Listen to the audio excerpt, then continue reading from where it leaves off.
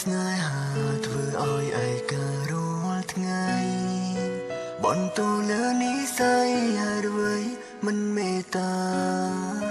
អាចនៅត្រឹមជាមិត្តបាត់អស់សិទ្ធសងសារស្នេហាត្រូវចប់បើមិនទាន់ស្អប់ត្រឡប់មកវិញបានទេតើអាចអាណិតគេម្នាក់ដែររងចាំអូនព្រោះគេមិនដែលធ្លាប់បងឲ្យស្នេហ៍នេះសូនតើអូនអាចវិលវិញទេបើស្នេហាមួយនេះអាចវិលដូចដើមម្ដងទៀតបងសន្យាថាមិនឃ្លាតអូនដូចពីមុនបងនឹងព្យាយាមដើរទៅរកជួបស្នេហ៍ដែលតន់ធ្លាន់រឿងពេលមុនឈប់កើតទៅ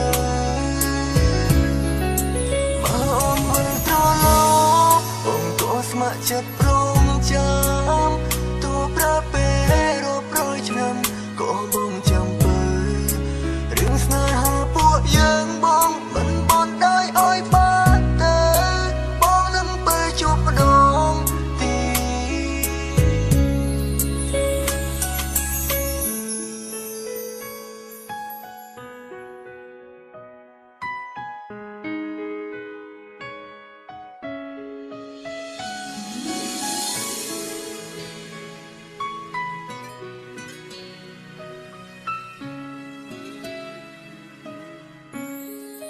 បើមិនទាន់ស្អប់ត្រឡប់មកវិញបានទេតើអាចអាណិតគេម្នាក់ដែររងចាំអូ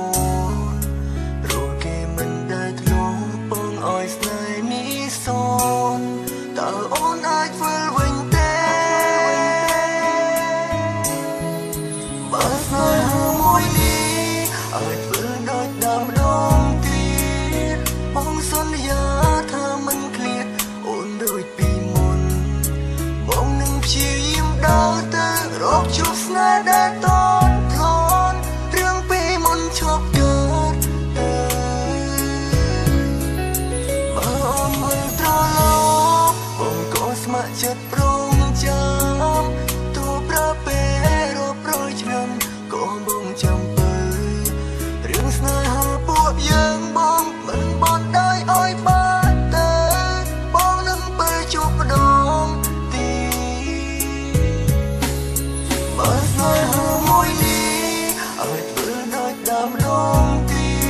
តបងសន្យាថាមិនឃ្លាតអូនដូចពីមុនបងនឹងព្យាយាមដើរទៅរកជួបស្នេហ៍ដែលតន់ធ្លាន់រឿងពេលមុនឈប់កើតទៅបើអូនវិលត្រឡ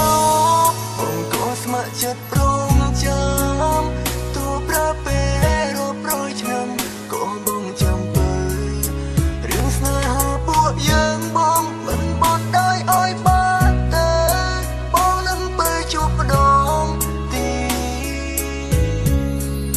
តរឿងស្នេហាពួកយើងបងមិនបន់